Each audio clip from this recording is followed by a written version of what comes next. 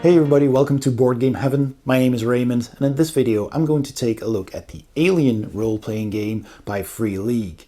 A lot of the story for this book is written by Andrew E.C. Gaska, a sci-fi novelist who has written lots of stuff for the entire Alien franchise, so everything in this book is actually canon in the Alien universe. This game is based on the Year Zero engine, which you might also know from other Free League titles, such as Vaesen, Tales from the Loop, Mutant Year Zero, and it's a very intuitive and simple system for playing RPGs, which uses D6s. So I'll show you what's in the book, I'll explain a bit of the rules, give you some background, and then I'll give you my final thoughts. Alright, so let's take a look at the book. The book itself is mighty thick. It's a big book, heavy book with a hardcover, which is really nice. Has some really cool art on the front. I really dig this artwork with the big alien and its tail and this poor space explorer, this astronaut, not knowing what's behind them, and there's skulls on the floor everywhere. It's just a really nice and dark image there. And on the back there's some text about what the setting is, and yeah, it has cinematic play and campaign play. So let's quickly take a look inside. So it starts out with the map of the galaxy, basically, with the stars and the worlds. And so to give you an idea of where this takes place, so you have the Outer Rim territories there, the Outer Veil, the core systems, and of course the Weyland-Yutani core logo there that we know from the movies. There's different zones. Basically, you have the Union of Progressive Peoples, the Three World Empire, the Independent Core System Colonies, United Americas, and the Frontier, which is all the outer edges.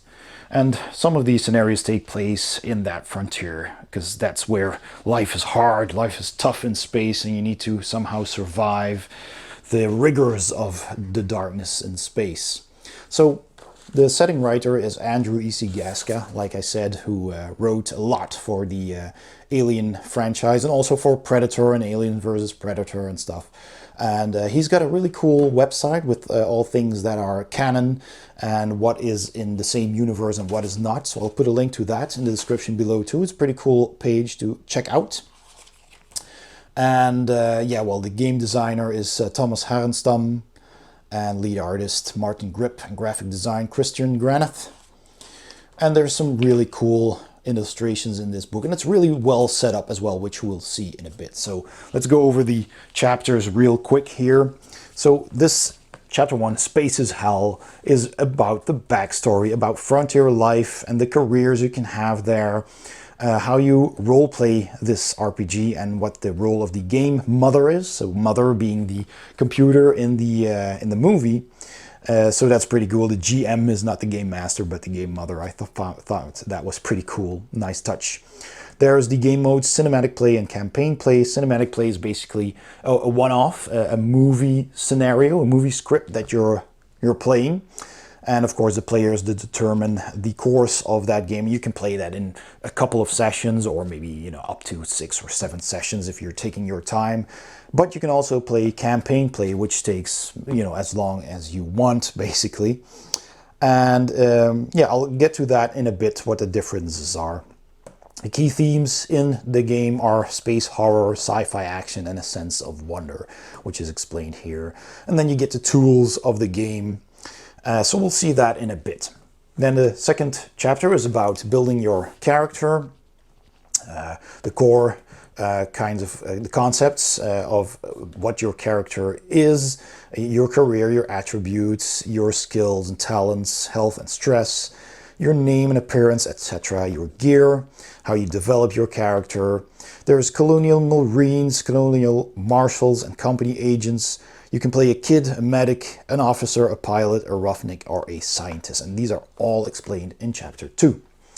Then it goes into more detail about your skills and how you roll dice and do skill checks. And that is a really nice system. That's the Year Zero engine, basically, with the D6s.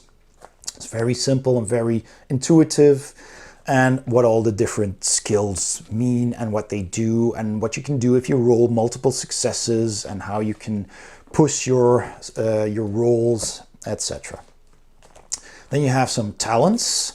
So these are explained in chapter 4. It's basically a very short chapter that tells you for all of these types of characters what kind of talents they have. Combat and panic, which is a really cool mechanism in this game. So how combat works, there's ranged combat, close combat, how damage is dealt, and stress and panic. I really like this about this game, but I'll get to that.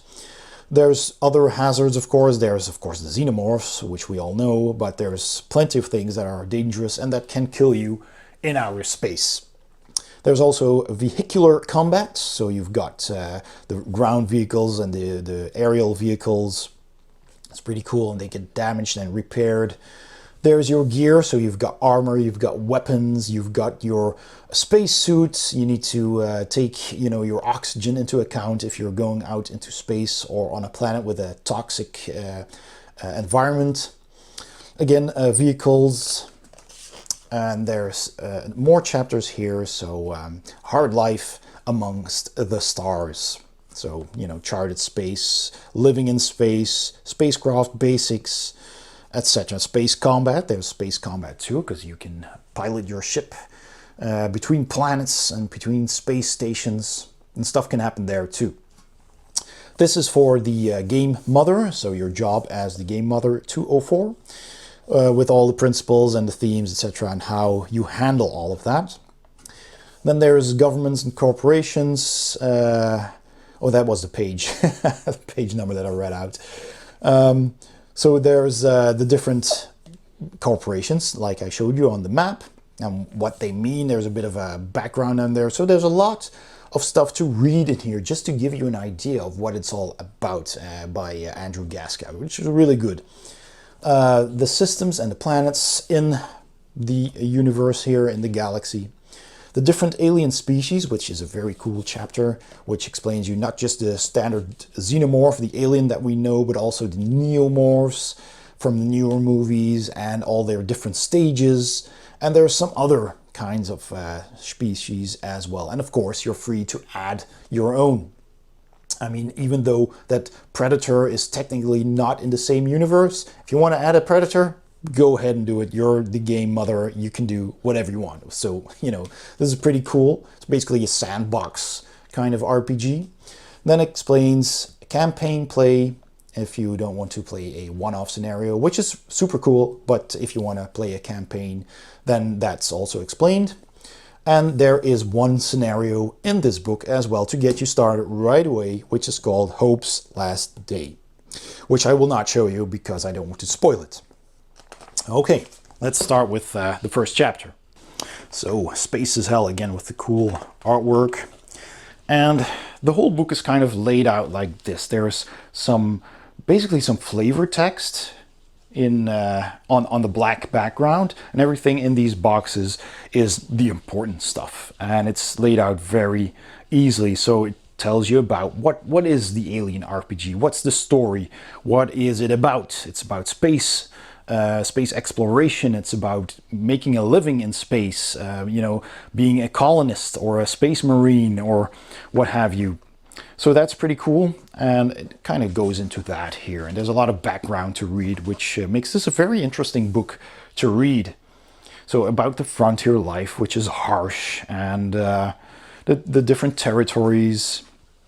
And here, again, a little bit of flavor text in the back, which is really nice to read.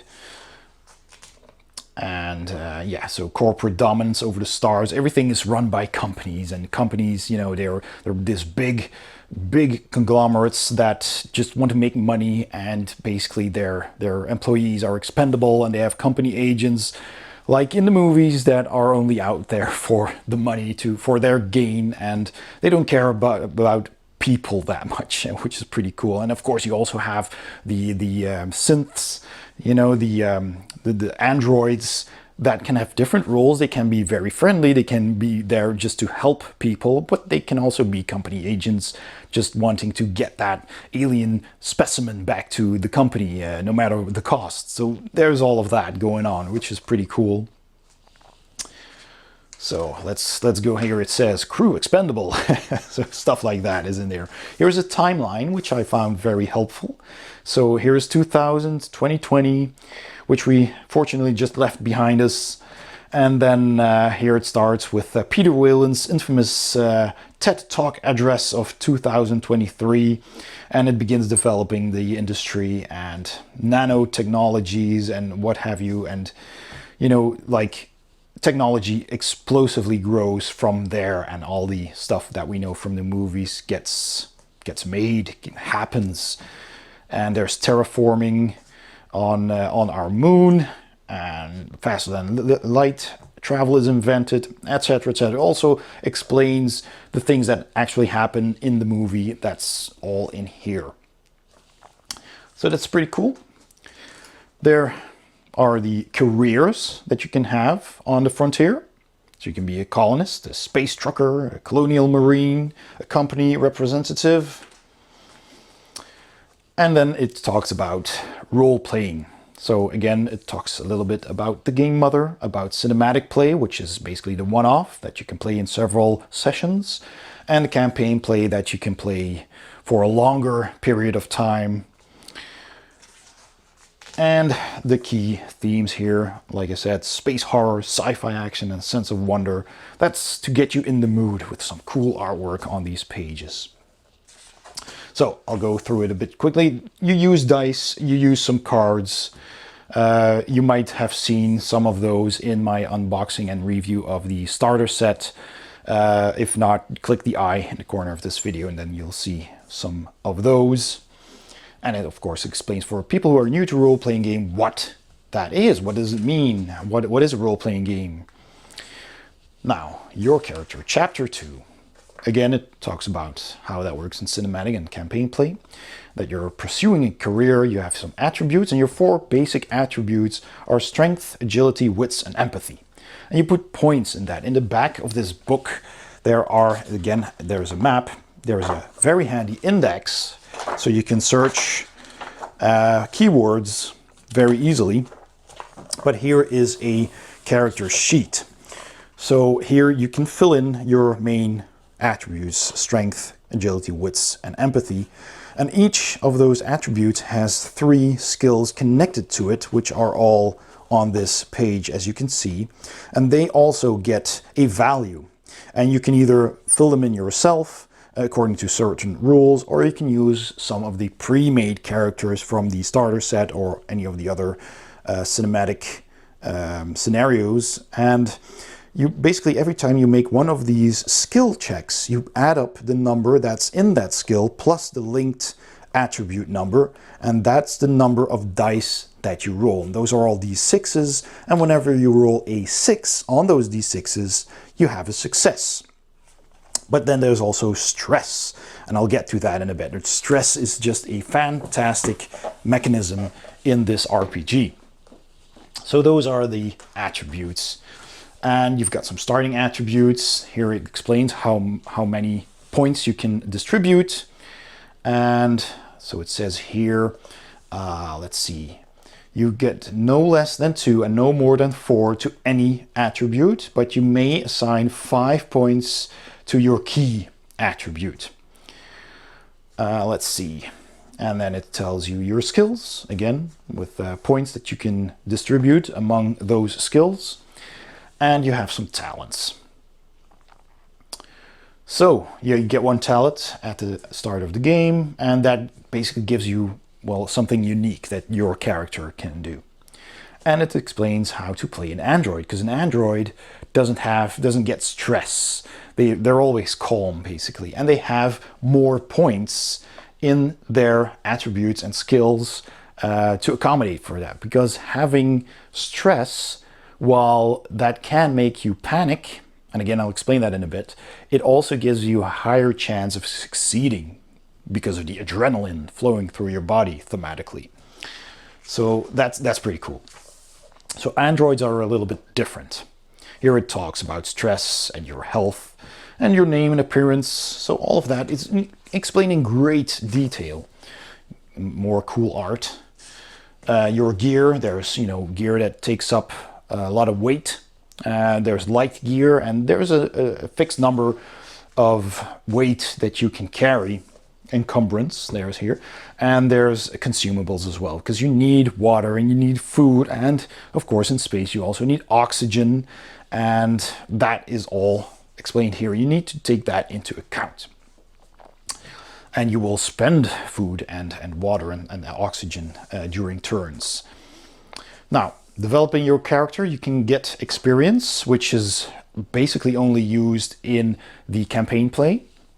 In a cinematic play, we don't bother with that, but you do get story points. Every time you play a scenario, you get a personal agenda. Each character can have a personal agenda, and if during a session or during an act in those scenarios, they're usually divided in 3 acts.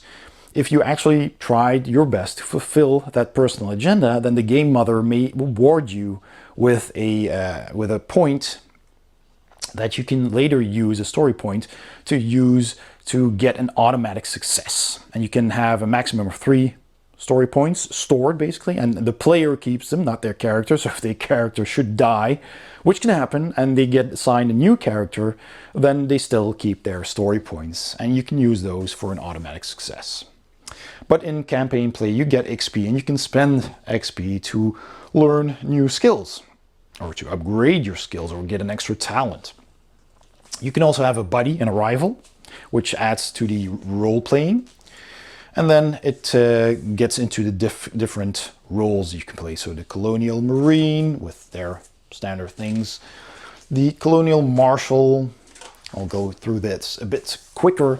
The company agent, the kid, the medic, the officer, the pilot, a really cool art there, the roughneck, the scientists, and those are all the roles that you can play.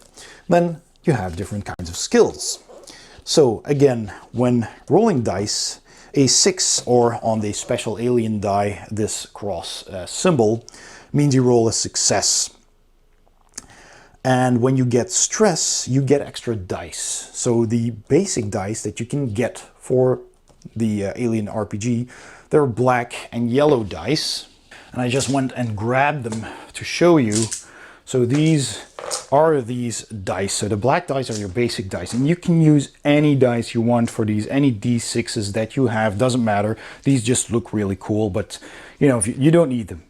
And the 6 is this symbol here. So that means it's success. If you roll these, you have successes. Any other number is a failure. But every time you take stress, something happens that causes stress, and that's explained in the rules as well. And you get stressed, for example, when you're attacked by an alien, or when you see an alien, or when one of your fellow players gets hurt, or whatever. There's several things that can make you stressed.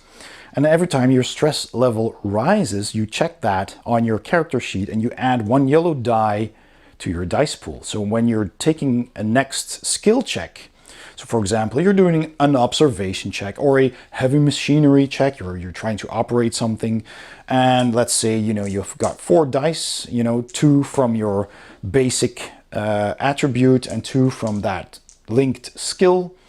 Then you add your stress level in yellow dice. So if you were using any other dice, make sure your stress dice are of one color. The rest doesn't matter, as long as you can identify your stress dice. And you take those and you roll them.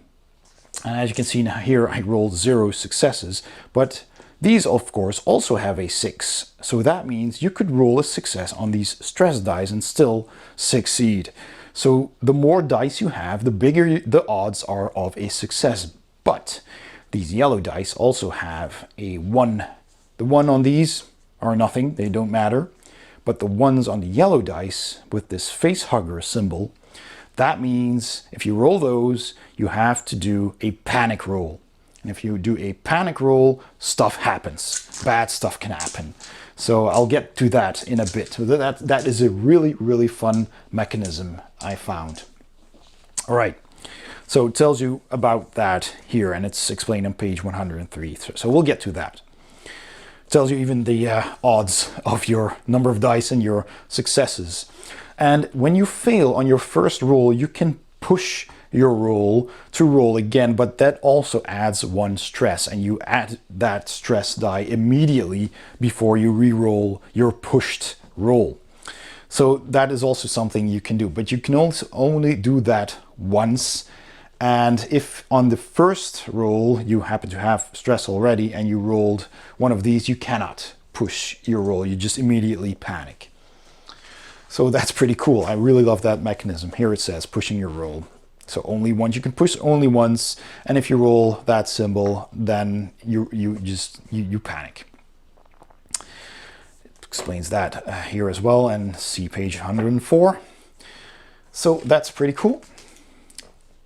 More on that here and about pushing, and you can also help each other. So other players may help you. So for every player that chooses to use their action basically to assist you on a skill check, you add 1 extra basic die to your roll, so a bigger chance of success. And difficulty can also vary. You know, if you're doing something average, then there's no modification. But if it's easy or very simple or even trivial, you can get a +1, 2, or 3 bonus dice to roll. And it can also be difficult, so it can be demanding, hard, or formidable, which means you roll 1, 2, or 3 dice less. They are subtracted from your dice pool, and you subtract your regular dice first, and if you run out of those, only then do you subtract your panic dice or your stress dice. And if there's nothing left, then you, of course, you immediately fail. But that's pretty cool as well. And you've got opposed rolls as well, which is also fun. If you're trying to manipulate someone or to order someone and they resist, then you can roll your manipulation check, and then the opposing person can do the same. And then it's a matter of who rolls the most successes, and that party, you know, that person wins their little scuffle there. So that's also very fun. So these are the skills. So there's strength-based skills, which is operating heavy machinery, stamina, which is sometimes used, and close combat. Then there's 3 agility skills, which is your mobility, piloting, and ranged combat. Then there's your wits, which are linked to observation, comtech, which you use for, you know, operating computers, you know, hacking something, programming, you know, interfacing with androids. It's all explained there. And survival, which is also wits. And then there's your empathy, which is manipulation, medical aid, and commanding someone or something. And you can also use that to stop others from panicking, give orders. And those are all very neatly explained in their own boxes in this book. So the layout, again, is very, very useful. You just read this one box and that's all you need to know. So it's also very easy to find something in this book, which I very much appreciate. It also tells you what happens per skill if you fail, or if you succeed, or if you add, you know, if you roll additional successes, then you can perform what they call stunts, which is basically something extra. So you either do it twice as fast, or you can help somebody else in your team to succeed on the same skill, or you just impress someone, or you know, you do a piloting stunt, or you just do it really nicely. So there's a couple of things that you can do when you roll additional successes. All right, then the talents. So every type of player has different talents that you can choose from or add later during a campaign play, which are all explained here, which also adds to the game, which I very much like. And there are some general talents that everyone can pick. And there's plenty of them, so yeah, it makes for interesting character development. Then chapter 5 goes into combat and panic. So yeah, I'll just skip through this really fast, but it tells you about zones on a map, distances and line of sight, measuring time. If a zone is dark, if you can see, or if it's cluttered, and cramped, so it's tough to move through. And whenever something is stalking you, or there's a monster or some other danger nearby, you go into stealth mode. And what that means, and basically that means you start drawing initiative, which you can have cards for. And again, I took these from the starter set. So the starter set is really a great place to start, because you not only get all of these dice, you also get the initiative cards, you get a scenario, you get character cards for that scenario, you get pre-made characters for the players, and you get weapon cards as well. So you basically have a lot of resources to play the game. So the starter set is is a good deal, I think. Initiative cards are simply cards with numbers 1 through 10. And what you do is you shuffle these, and then once you go into stealth mode, stuff is going to happen. You shuffle those, and every player draws, or you just deal out as the game mother, a card to each player, and then they flip it over, and they all have an initiative value. And of course, if there's a xenomorph or whatever, an enemy, then that character also gets an initiative, and that determines the order in which they take their turn, starting with the 1, ending with the highest number. So that's also available. You can get those separately as well, but I do recommend getting the starter set, because you just get everything you need. You get maps as well, which is pretty cool. So the book tells you about how you draw initiative, that you can even change initiative. There are also some reactions that allow you to swap initiative with something in an attack if you roll additional successes, which is pretty cool in close combat, for example. And you get slow and fast actions. And this is also pretty interesting. There's a nice table here which explains what slow actions are and what fast actions are. And during stealth mode, every player gets 1 slow and 1 fast action in the initiative order. And so you can use a slow action to shoot a firearm, to do a close combat attack, to throw a weapon, to reload your weapon, to apply first aid, to stop panicking or help someone else stop panicking, to give orders, etc. And fast actions are basically like movement, moving, running, getting up, drawing your weapon, blocking an attack, a reaction attack, shoving, stuff like that. So, that explains, these tables explain that, but it's pretty straightforward and pretty self-explanatory as well. And then it goes into the details of that. So movement, helping others, ambushes and sneak attacks, and then into great detail about all of these things. So how does close combat work? And, how you resolve close combat, and that the attacked party can also block. So if you're being attacked by someone else or by a monster or an alien, you can also block, or try at least. You can grapple your enemy, you can retreat or shove an enemy. There's examples. And then it goes into range combat, same thing. Again, things that can happen. You can full auto fire, which does give you some stress. You can take cover. There is ammo. You roll if you shoot something, and then you can roll to determine if you've spent ammo or not. You can fire very sparingly, just small bursts, but sometimes you can panic and you shoot your entire clip and then you have nothing left. So there's all kinds of stuff. Damage, what happens when you're damaged? There's armor, there's recovery, and then getting back up. When you're broken, where you drop to 0 health, you're broken and you can't do anything anymore, you're out of the action. And you could die, technically, but you could perhaps still crawl to safety, and then someone else could try and heal you. Critical injuries and death, all of that is explained here. So everything is in this book pretty in a logical order, and close together. So it's very easy to look something up, and it's all in the same place. It's where you would expect it to be. And that's one thing I love about this book. Just the way it is set up makes this just a very, very good reference book to look up some rules.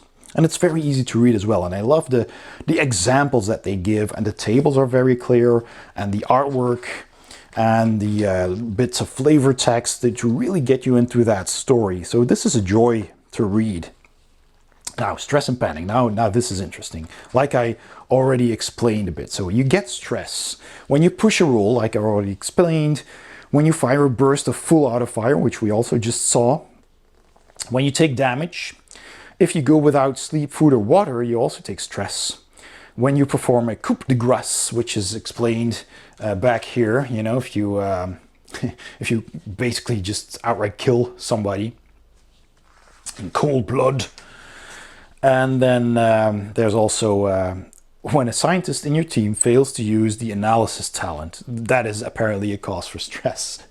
When you're attacked by a member of your own crew, when somebody is revealed to be an android, because you can be an android secretly, it can be an NPC, but it can also be a player, which is very interesting.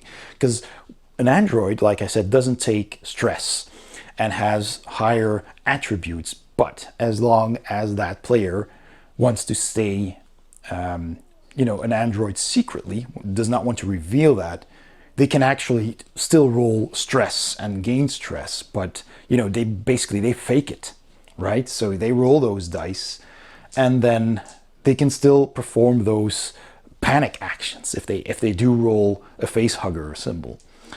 And you know, you could also just be in cahoots with the game mother, and then the game mother could say, well, I'm rolling the stress dice for all the players, which is in itself also a good idea, because there is a table with all the things that happen, which we'll see in a bit, that happens when you roll for panic, and you might not want to make that public. You might just say, well, your stress level is this high, I'm going to roll that many dice behind the screen, and then I'm going to tell you what happens.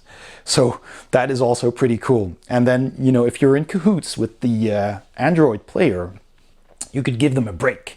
And then every time they roll for panic, you just say, well, I'm going to roll this for you, and just roll some dice, and it doesn't matter what you roll. And so, well, you're still cool, you're okay, or you just get some shivers, but nothing serious happens, you know.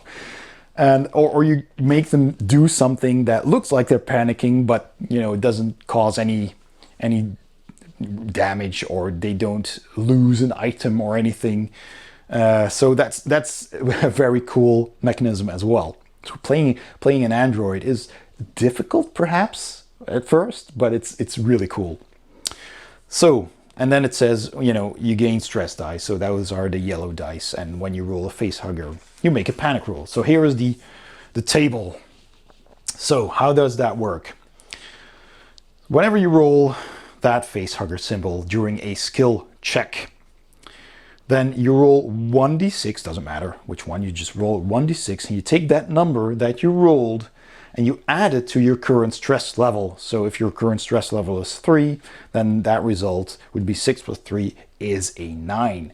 And then you check this table, and then at that number 9, it tells you here what happens. So here it says 9, drop an item. Whether by stress, confusion, or the realization that you're all going to die anyway, you drop a weapon or other important item. The game mother decides which one. Your stress level increases by 1 as well, so you get additional stress from that. So like I said, if the game mother decides to do all of that behind the screen, then you might, at this point, you might tell your player, okay, you panicked, but you know, you're shaking a bit, but you just continue what you're doing. And then at a later point, when they're in a fight again and they want to, you know, use their firearm or something they dropped, you just take note of that, and they want to use it, then you just tell them right then, oh, well, guess what? You don't have that weapon anymore. And then they're like, what? Why? Well, you dropped it last time, you panicked. And they were like, oh no, yep, that's what happened. And, you know, after that, they might be smart and remember the value.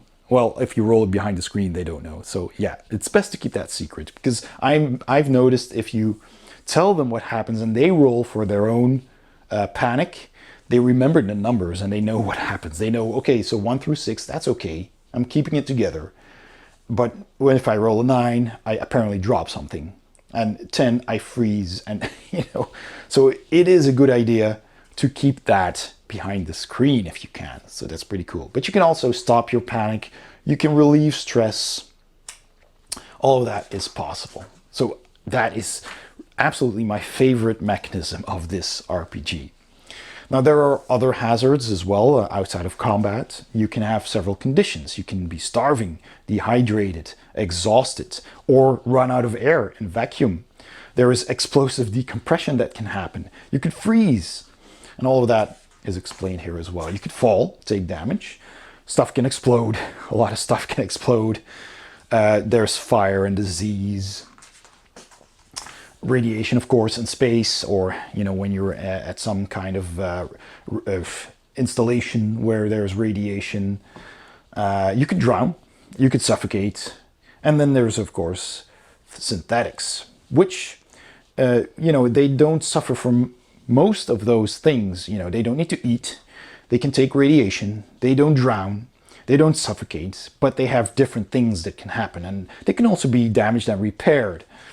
So that's pretty neat. So being an android is pretty cool, actually. All right, then there's the xenomorphs. And xenomorphs, they take multiple actions, some of them at least, and they have their own attacks. So they don't, of course, they don't have weapons, but they also have tables in this book at the back somewhere that tells you, you simply roll a die, and then it tells you, okay, so the xenomorph does this or that, and then that just happens.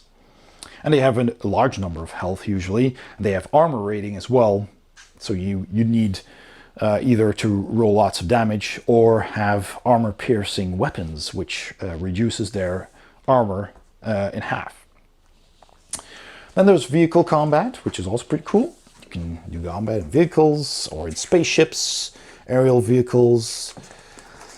And then chapter 6 is about your gear. So that's the weapons that you have. And all the weapons that are in this book are pretty cool. They're all canon in the Alien universe as well, of course.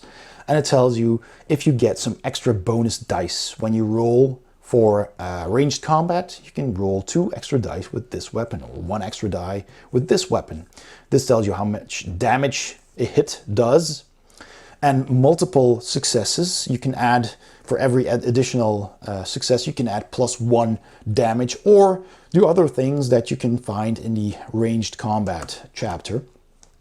The range is explained, and the weight for your encumbrance, and even the cost if you want to buy or sell a weapon. And there's different types. There's these smaller guns, and there's rifles, the big ones, which is really cool. I just love these illustrations. It's super cool. And again, the starter kit does come with several cards, again, that have those bits of artwork on them. And on the back have those statistics. So that's also pretty cool. And there's a whole range of those that you also get in the starter kit. So again, another good reason to grab that starter kit. So all of that is explained here. Some heavy weapons, there's a flamethrower, the smart gun. It's really cool from the Aliens movie. It's super, super cool. And then there's suits and armor. And of course you have this power loader, which is super cool. There's all kinds of different things here explained. And other equipment. You have the computer mainframes that you can interface with, the data storage, diagnostics. There's all kinds of technical stuff explained here. If you want to use them, there's also the movement tracker from the movie Aliens, where you have the beeps and the blips when something is moving nearby, which can add a lot of tension to the game. If you have an audio file with that and you play that during the game, that is super awesome. Really gets the tension up. Right, so vision devices, tools, all kinds of stuff explained in the gear chapter, and food and drink, etc. Now they get some, this is really cool, you get all the types of vehicles that there are. Here the tractor, also from Aliens. And the APC, this is so cool. And it explains everything, all the details. Here the dropship. So yeah, there's all kinds of stuff. All right, then chapter 7 deals with life amongst the stars. Hypersleep, faster than light speed, charted space and living in space. Here, look at that. It's so cool. Space stations and these rigs in space. Anchor point station. So this is basically just, background story. It's background stuff that you can read, that you can add to your games. All right, let's go through this a bit faster now. So colonies, living quarters, explains all kinds of stuff about life in space, about money, communication, media and entertainment, religion and law enforcement, etc. Spacecraft basics. So there is so much detail about stuff that you can encounter in the alien universe here. Here are spaceships, the Corvus. Look at that. It's super cool. That, you get a bunch of information if you want to run a campaign in the alien universe. And that's just fantastic about this book, There's more in here than you really technically need to play a game. It's not just the rules, there's a whole lot of information. And it's more to get a feeling of the game. You could, of course, reference all of that in the book if you encounter stuff, if you are on a space station and how things work, and if you have a certain ship that's in here, for example, or if you're using an APC or one of these types of ships. But really, it's here for reference. You don't literally need to take all of that information into account. But it's fun, if you do. If you want to really play this true to the movies and true to the alien universe, it's all here for you. But of course, like I said, that's optional. But I think that's just so cool. I just love reading about all of that. Just reading this book is a lot of fun. If you're an alien enthusiast and you're not even planning on playing the RPG, this book is great. All right. So I'll just go through this a bit faster now. Here, the Sulaco. That's just so awesome. As an alien fan, this was a fantastic read. And as an RPG player, it's such a fun mechanism. It's such a fun system.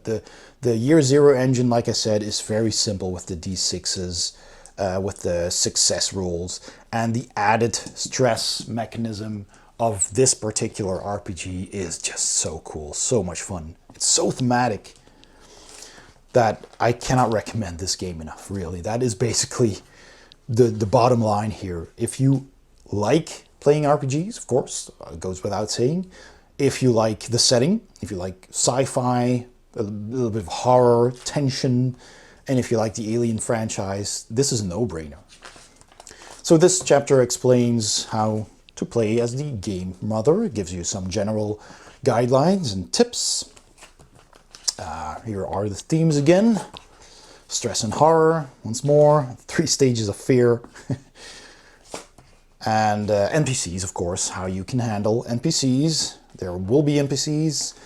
And how cinematic play, so the one-offs basically that are played in 3 acts usually. Here it is, the setup, the tilt, and the showdown, which basically tells you, in the first act, the PCs and the NPCs are introduced, conflicts are established, the intro of the movie, so to speak.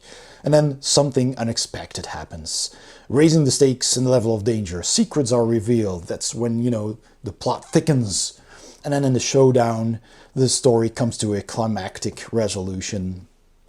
You end the story. Stuff happens. People might die, all kinds of stuff. And the players mostly decide by their actions on how it plays out. And the game mother kind of just, weaves that together in a story and maybe wants to steer them in a certain direction, but mostly let the players just make it up themselves. That's the most fun. And those are the 3 acts. And we played the starter set scenario, the Chariot of the Gods, in about 7 sessions, basically 2 nights per act with an extra one to round it off nicely. We took a bit longer than needed, but we had a lot of fun. All right, and then there's campaign play where, you can play as long as you want to, and your players might go on an epic adventure or travel through the universe and do all kinds of things, take different jobs, you know, whatever. And they could go to their home base, basically, between missions. So yeah. And it tells you here, this is important, a distinct difference between campaign and cinematic play is the role of the xenomorph. In cinematic play, you want to kind of get the feel of the movies. You want to play a tense story where there's probably going to be an alien or a xenomorph or a neomorph or whatever. And people might die. People are very likely to die. So players shouldn't get too attached to their characters because they're probably going to die. And you should have, as a game mother, some extra NPCs that they, you know, befriended, that they got close to, that they could use after their character dies. Or if their character survives, you might, you know, choose to rip away those NPCs from their lives, making it all the more dramatic. So that's, all of those things are options. But in campaign play, it's more about space exploration and doing your job in space, and it's more about politics and religion and all kinds of stuff. And there might be a xenomorph somewhere, but you have to use that one sparingly. You know, you might use some kind of stories about aliens to make the story, you know, interesting, of course, to make it exciting, to add a sense of danger. But don't spring aliens on them at every other turn, because they won't survive that long. Right, then a whole lot of extra information about governments and corporations, which I will just go through very quickly. It's nice to know. It's not necessary, but it's nice to know. And you could use that in your story, mostly in campaign play though. In a cinematic mission, it's not that important to know all of this. For the players, it would just add to the length of the session. But for campaign play, this is very, very interesting. So I'm just gonna skip through that really fast. Systems and planets, same thing. There's so much information in this book. Again, it's a joy to read. And if you really want to get into this and bite, you know, sink your teeth into all of the background, then this is a great read. And like I said, all of that is canon. So here, a lot of background flavor text. The Outer Rim and Territories. So as you can see, this is a huge book. There's a lot going on here. All of the different systems. This whole chapter is about, you know, companies, and then chapter 10 is about the space systems and the planets. And that's just amazing. Now, this is, of course, perhaps the most interesting chapter. It's about alien species. Even if you're not playing the game, this is just fun to read if you're an alien enthusiast. So it talks about the engineers, you know, the race of these giant humanoids that have apparently created the alien, perhaps. We don't know for sure. That have created the black goo that mutates stuff and turns the local flora and fauna into dangerous species that will eradicate all life. Agent E03959X.91-15. It's a black goo. And it has so much information about that. So if you've seen the movies and you want to know more, there's a lot of stuff in this book. And believe me, after reading this, you're going to want to play the RPG with your friends. Here are different kinds of neomorphs, different kinds of xenomorphs, with some cool art, of course. And here the schematics of those different, and the size comparisons with the egg, the face hugger, the chest burster, of course, that we all know, the scout, the soldier, and the queen. Really cool. And it has special tables for all of these. So here, for example, the face hugger tells you about what it does and how that works and what it is. And it tells you its speed, its health, you know, its skills, armor rating. There's the acid splash is in here as well, and its standard attacks. You just roll a d6 and you look up on the table what it does, and that's what it does when it attacks. And then there's the different ones, you know, the chest bursters. Here's some nice graphic of a chest burster coming out of its victim. So yeah, this is just super interesting. Alien hive and other extrasolar species. So there's a swarm apparently of bacteria. There's harvesters. There's lion worms. Tanakan scorpionids. So several other aliens that I didn't even know about from the movies that are in here that you can use. And like I said, feel free to add anything that you feel for your game might be interesting to add, like a predator, perhaps, you know, or anything else. You could cross over into different universes, like people have suggested, like Blade Runner. Might be, you know, connected to this universe.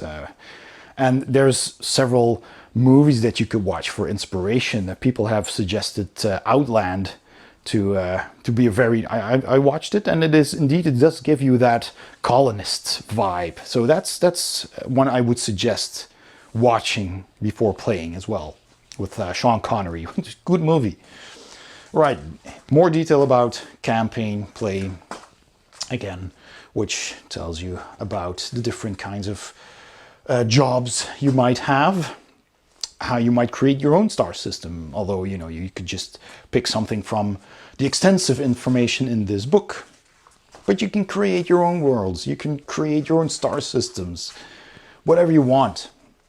And there's so much references in here that you can use to create, you know, a planet with its own terrain, with its geosphere, its temperature, everything, its flora and fauna. It's just insane the amount of information that is in here. They really, really went all the way. They went the extra, I wouldn't say the extra mile, the extra dozens of miles with this. It's fantastic. This is just really, really good book. All right, let's wrap it up. So, expeditions, how you can, you know, how you can run encounters, plot twists. This is all explained so well, you know, different types of androids, the marshal, all of these roles again here. Different stations. Novigrad station, look at that. That's amazing. With some, you know, maps of a typical cabin and some of the different levels of the Novigrad station, if you want to use that in your game. Interior details for campaign play, which might be a nice place to... and then there's Hope's Last Day, which is the scenario that you can play right out of this book if you only have this book and you want to just get started and you don't have the starter set, which I still very much recommend getting. But this is one of them, and I'll just go through that really quickly. I won't show you everything. There's characters, pre-made characters here, NPCs, and there's some maps here, which is super cool, and locations on those maps. Here, look at that. Hadley's Hope from Aliens again. There's a space combat map if you want to use that for space combat with distances. You can use tokens on here, or maybe you even have miniature spaceships we're going to put on there. And then in the end, like I already showed you, the character sheets that you can copy and use, but they're also available digitally. And the index. So we've gone through the entire book, and as you have seen, there is so much information in here. There's really everything you need to run a campaign is in this book. And if you also get these starter set, you get these lovely dice, which you can also get separately. You don't technically need them, but you know, if you're gonna start the game and you're gonna play the starter set scenario, you also get these initiative cards, you get these weapon cards, you get NPC cards, and you get these dice. So it's absolutely worth investing in if you are serious about playing this game, and I cannot recommend this enough. It is amazing. And additionally, there is also a Game Mother screen that you can get separately, which is really nice, glossy, 3-part screen, which has this nice alien illustration on the back. And inside it has all of these tables. All of the most important tables from the book are in here.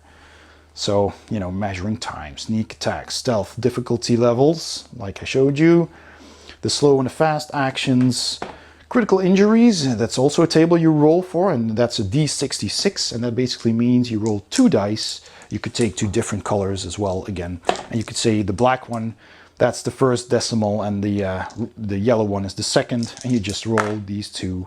So this would be a 56. And then you check the table, and then that's what happens. So that's how a D66 works. And then here, the panic roll table, which you're gonna use a lot.